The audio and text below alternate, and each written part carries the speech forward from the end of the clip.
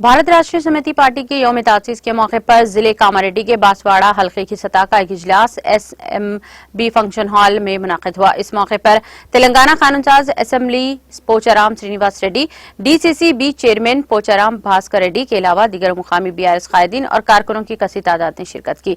इस मौके पर मुनाकिदा इजलास से खिताब करते हुए स्पीकर असेंबली पोचाराम श्रीनिवास रेड्डी ने पार्टी कायदीन पर जोर दिया कि वो BRS की तरक्याती और फलाही स्कीमों से अवाम को वाकिफ करवाएं।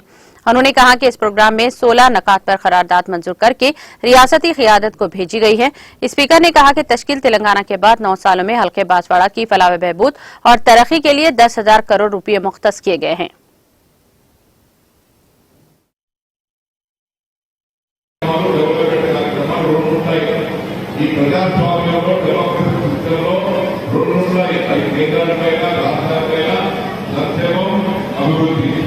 ఈ రెండు కళ్ళు కలిసి ఈ రెండు కార్యక్రమాలను సమాంతరంగా తీసుకెళ్లినటువంటి నాయకులే నిజమైన నాయకుడు.